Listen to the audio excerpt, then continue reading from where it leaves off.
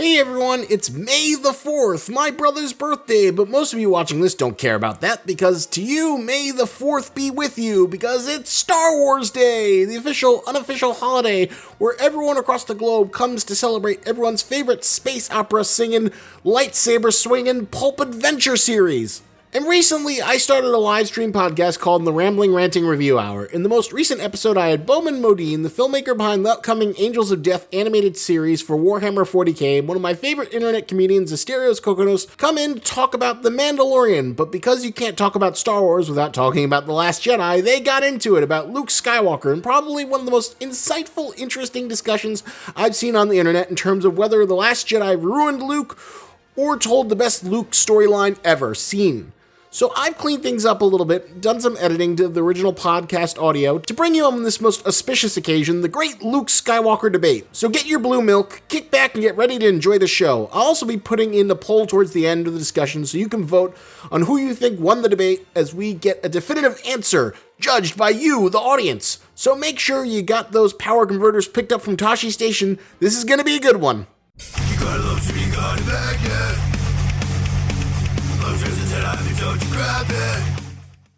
It's the first time ever Luke Skywalker has been interesting to me. It's like,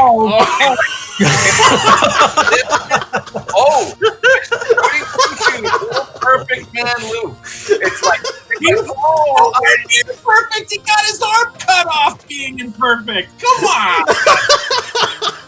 Yeah, that's only because he was like a doofus who tried. He got his arm cut off because he was trying to save his friends. Mr. Goody Two-Shoes. Like, how about you listen to Yoda? If he'd listened to Yoda, he would have been fine. Don't forget, if you listen to Yoda, doesn't do shit in Cloud City except lose his hand. He lost his hand, found out that his dad is actually Hitler in space. Goody. He's all like, I'm going to sip my blue milk. I'm going to rescue a lady. Oh, friendship's more important than a 700-year-old. But then, in The Last Jedi, it's like, oh shit, Luke Skywalker tried to kill his nephew. What did he do? Luke Skywalker tried to, murder his nephew in his sleep? Well, you got my attention. You got my attention. He didn't try to murder his nephew. He tried to shank a kid while he was sleeping. Let's call it what it was, all right? That doesn't make it more interesting. That makes you a psychopath.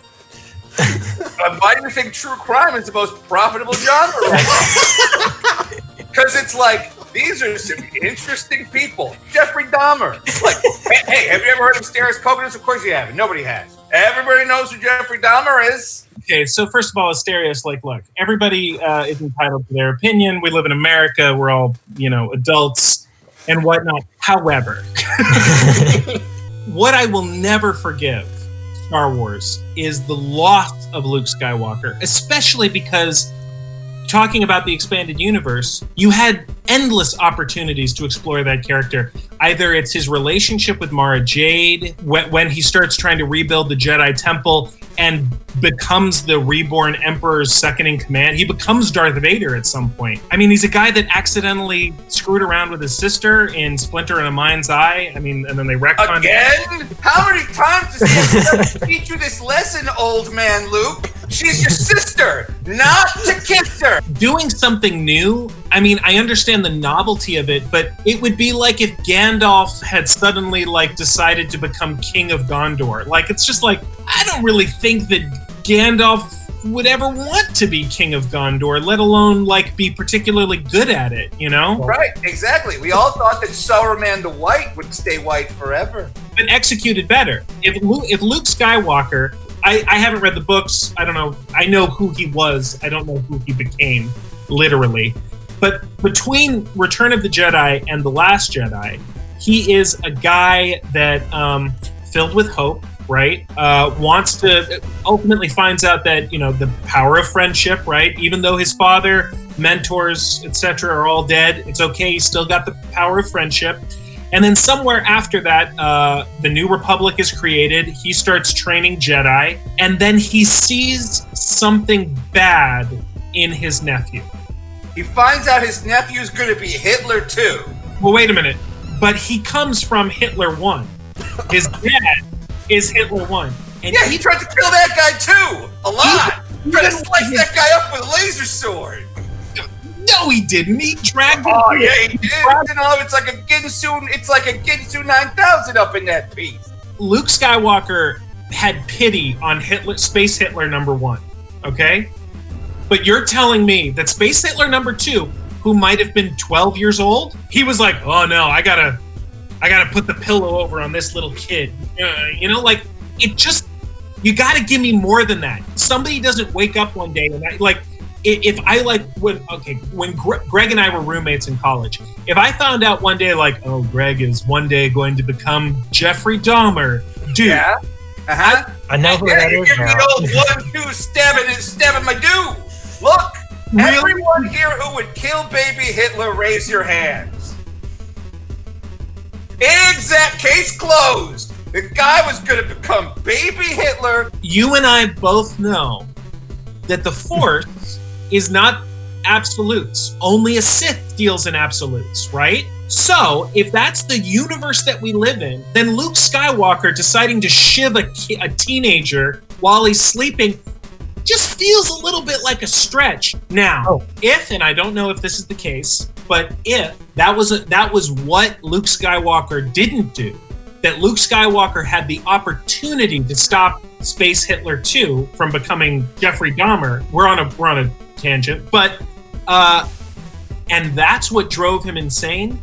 Then I'm on board. Mm-hmm. Then it's failure.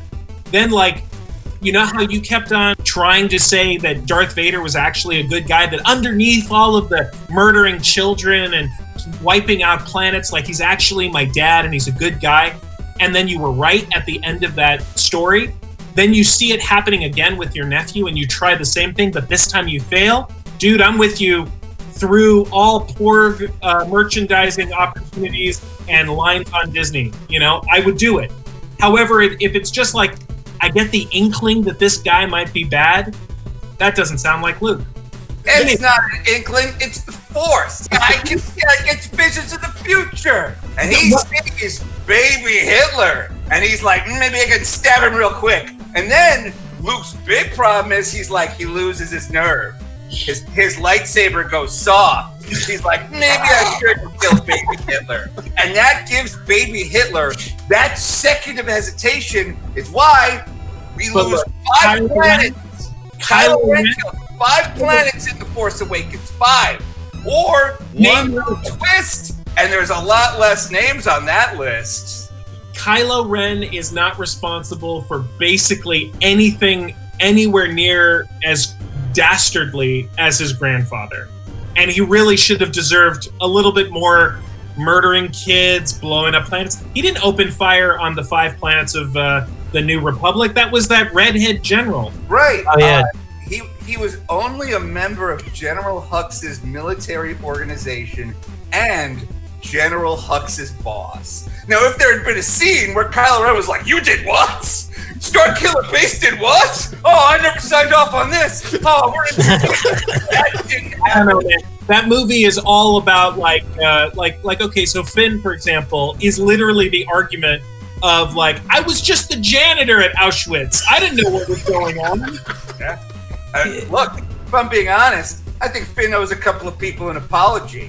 Because he's clearly like some sort of brainwashed murder squad kid, and then he's got the Force, and then it breaks the brainwashing. It's like, that's the problem with the brainwashed troopers. It's like, they're just poor innocent kids. But speaking of innocent kids getting murdered, here's how many planets Darth Vader's responsible for destroying. 1, Alderaan.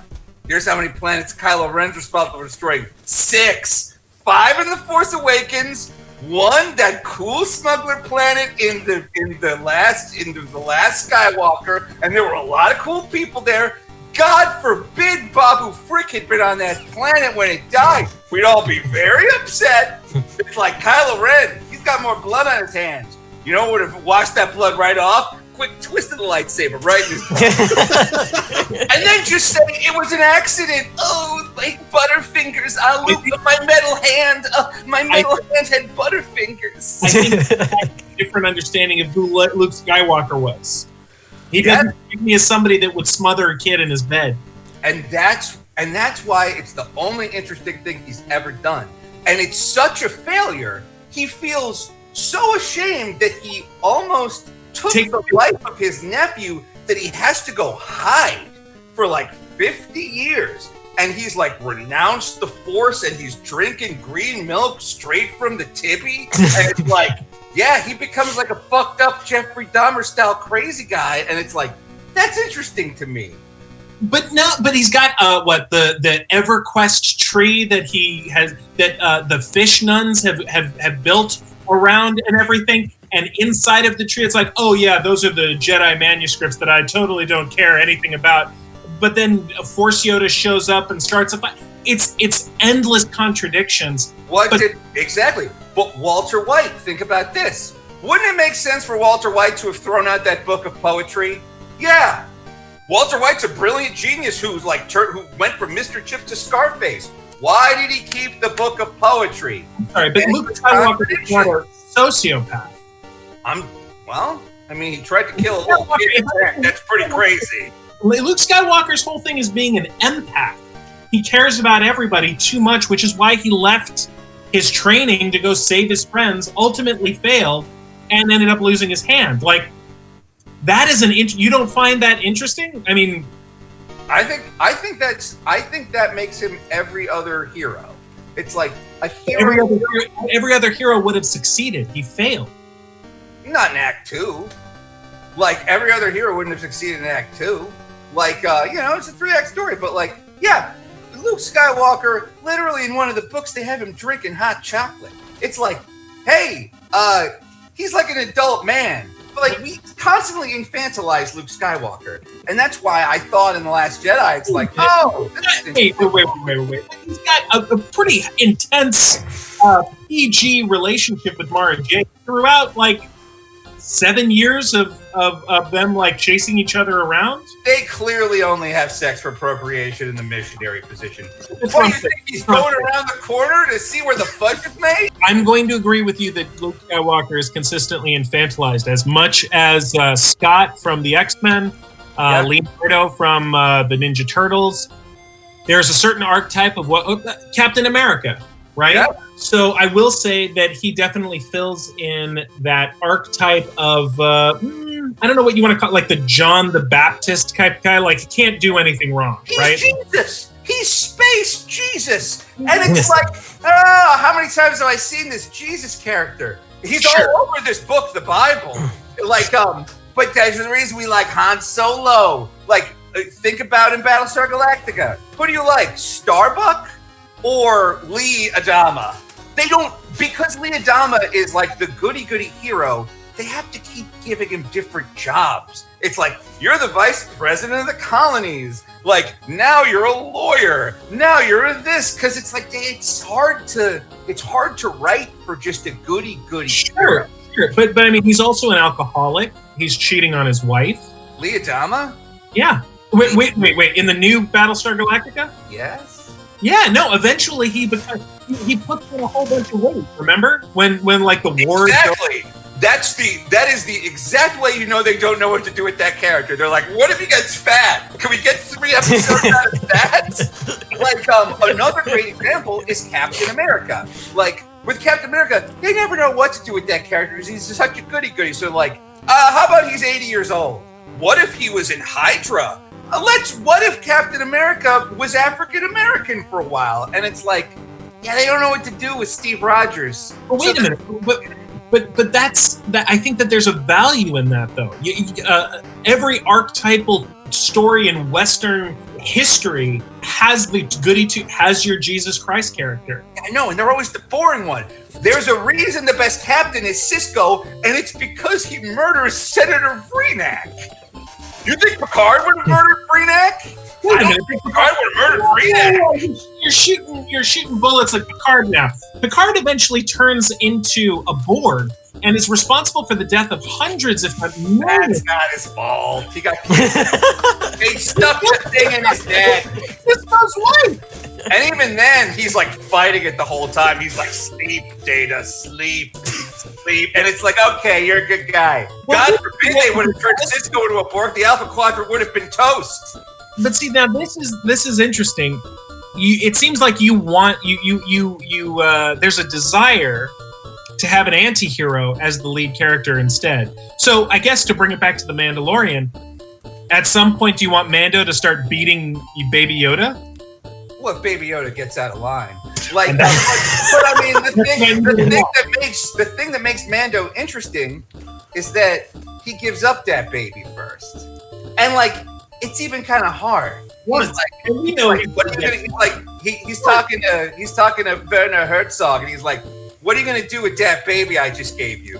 And Werner Herzog's like, "I believe it's against the terms of your profession to ask what we shall do with the baby, but we're gonna eat his goo." And it's like, and he's like, "Okay." And then he like goes and he gets his armor made, and then only then it's like that's what makes Mando more interesting. If Mando had immediately found out that it was a baby and then not brought him to Werner Herzog, he would be a boring character. Find like Luke Skywalker. I mean, like let's put the shoe on the other foot. If Luke Skywalker is on Dagobah and he's doing a handstand and he gets a vision, right? And he sees that his friends are in trouble, that they're going to die if he doesn't leave. Your counter argument to what would make him more interesting if he goes, well, sometimes you got to go. I mean, COVID's going to kill 95% of the people with it. These are just the weaklings. This is how we make a better human race, right? My friends are going to die, but I'm going to become a Jedi Knight and I'm going to kill the Emperor. You think that would have been a more interesting choice than I'm going to fly into the face of certain death to rescue the people that are important to me, especially because two of them have saved my life in the last couple years. Like Han Solo saved him from the trench run, Leia saved them from the Death Star, right? I find that really worrying in terms of from a literal sociological cultural perspective. I find that worrying that our heroes should be bigger assholes. Well, that's one way to look at it. And like obviously The Empire Strikes Back is like an incredibly interesting movie. Like because it deals with failure, which is one of the reasons I like The Last Jedi, because it's like, oh shit, how's this old man gonna deal with his biggest failure? You know, but if Luke Skywalker had said they would want me to stay here and train, I need to make sure that their sacrifices weren't for nothing.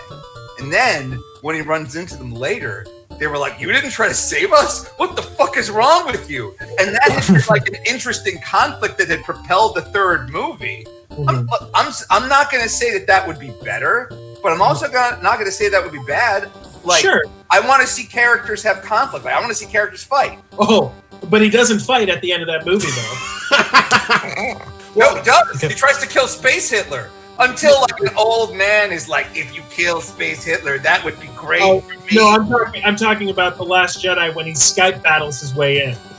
Oh, yeah. I think that is a cool end to his arc. It's Luke saying, I've got to clean up my mess. But he doesn't. He literally doesn't clean up his mess because he is a hologram projected across thousands of light years to not show up. But he saves the rebellion. I mean, they can't get out of there. Well, how about this? If he hadn't have done that, they never would have gotten out of that cave. Maybe they shouldn't have. I have a really sneaking suspicion that after watching the new Star Wars, that the rebellion are actually terrorists. I mean, if you look at it, right, the New Republic and the Resistance are two completely different entities, and they don't communicate with each other. And if anything, the Resistance might actually be like kind of like an ad hoc militia, right? The Republic gets blown up, the Resistance is being hunted after, and then they eventually get found out on planet Salt or whatever, and they put out the signal. Princess Leia, who saved the galaxy, puts out a distress call, and literally nobody shows up. No one. No, everybody goes like, oh God, those people are still fighting? Nah, I'm not going, you know? And what does that mean for resistance movements? Meanwhile, in my mind, because I'm a person that lives in linear time, I remember growing up thinking the rebels, they're awesome. Everybody wants to be a rebel because everybody thinks that space Nazis are bad, right? So I want my hero. We need heroes. I don't see very many heroes in The Last Jedi. But that's not what happens in the new one. It's we end on a high note, we end on a high note, we end on a high note. Force grabs his mop and keeps cleaning the floor. Rey is more powerful than ever and now embodies all of the Jedi teachings in the Millennium Falcon, the coolest ship in the galaxy. It's a pretty high note. Rey's last line is like flirting with it ends with a flirtation like, hey, I've heard a lot about you. I hear you're like a Jedi or something. I fly ships really well. We should talk. That's basically how it ends. It ends with people flirting. It's I think that The Last Jedi has a lot of problems. I think that watching the Resistance get murdered one by one and then having no one come to rescue them, it's like, hey guys, we just saw 5 planets get killed 6 days ago. You really don't want to help Princess Leia? Have you met Princess Leia? She's pretty cool. I think that I think The Last Jedi has a lot of problems. This is one of the things I just happen to think that Luke, Rey, and Kylo work. Everything that happens out in space with the Resistance fleet is terrible. Everything that happens is terrible. I've already seen that. It was called 33. It was the pilot of Battlestar Galactica. They keep a fleet keeps getting chased and slowly winnowed down. And also the thing where it's I don't know if I can trust Admiral Holdo. It's how many times have I seen that where it's I don't know if I can trust the new Admiral, and then the lesson is I can. It was all so small and bad, but I don't think that the fact that The Last Jedi has problems means that the Luke arc is all fucked up. I like what they were doing with his character. Just I like the other shit wrong with it. I don't mind the idea that you get a cantankerous old crazy guy living with a bunch of fish women.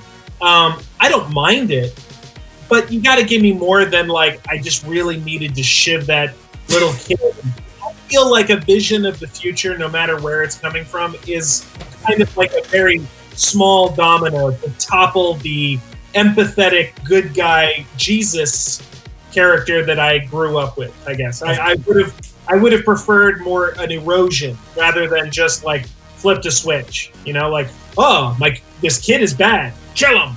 I would have preferred that. You look with good screenwriting, you can accomplish world building in less than in one line. I mean, just look at the Clone Wars, right? Leia says my father and you served together in the Clone Wars. That spread all kinds of what the heck were the Clone Wars? Clearly they were important.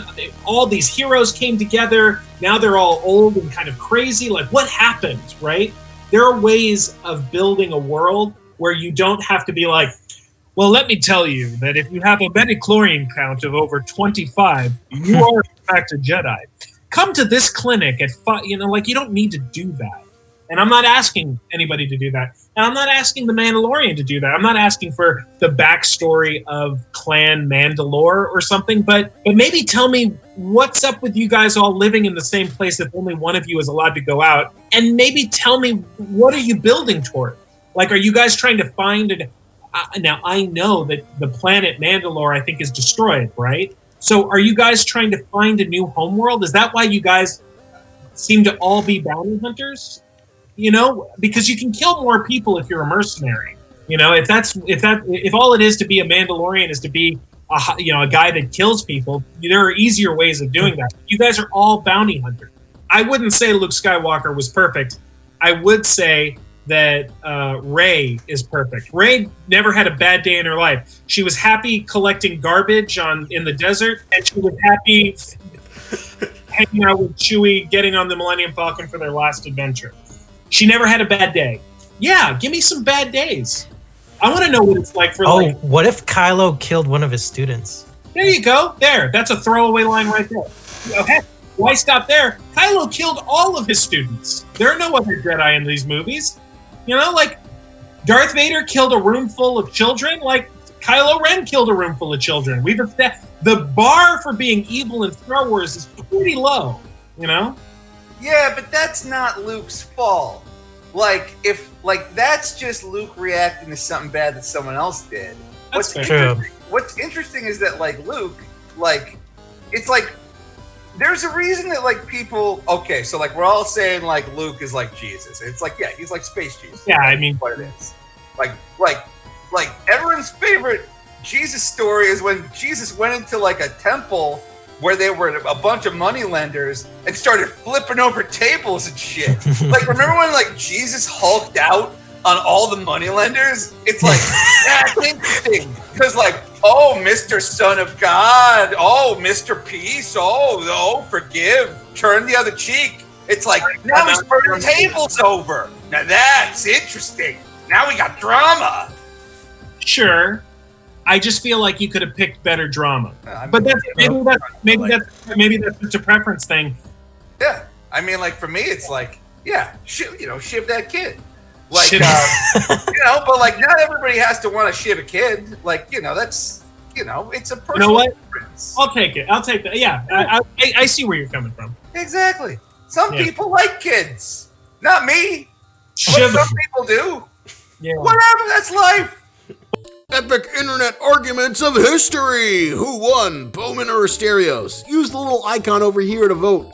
Should be right up there in the top right of the video, next to the arrow I'm using. So let me know who you think won, Boman or Asterios. Hope you enjoyed this little discussion, and if you like listening to both of these fine chaps who were so generous with their time to come talk about nerd bullshit, you can listen to more of Boman on his own podcast, The Enclave. I'll include a link in the description below so you can go check it out. I'd also say to look for the Warhammer series, but it's not out yet, so I guess just keep looking for the Angels of Death. It'll be out at some time, and you can just keep on rewatching the trailer again and again. And if you like what Asterios had to say, he also has a podcast called The Loudest Podcast, which you can listen to as well. I'll include a link to that in the description below. You can also support him at patreon.com/Asterios, where he posts all kinds of bonus content as well. I'd say it's worth it just for the Christory, or to listen to the incredible saga of Can I Make Asterios Buy a Bird? It's the incredible 2-year saga where I've been trying to turn him into a crazy bird person, and I've been pretty damn successful so far by targeting his girlfriend and transferring her love of porgs into a love of parrots.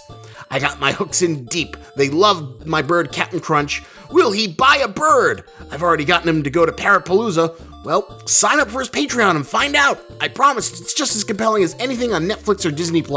Of course, if you want to listen to the whole podcast uninterrupted, feel free to go check out my second channel where I have all this and all my other live streaming podcasts, the Rambling Ranting Review Hour. Plus, I also have my own Anchor page, so you can listen on Spotify and other podcast networks like Google, so you can take me with you wherever you go. Thanks for watching this video. Special thank you to my Patreon supporters, Aaron Toney, Joseph Multi, Walking the Steps, Carla Hoffman, and Walter Street. Thank you for all your support. Thanks for watching, and remember, lobsters and tennis, but don't you grab it.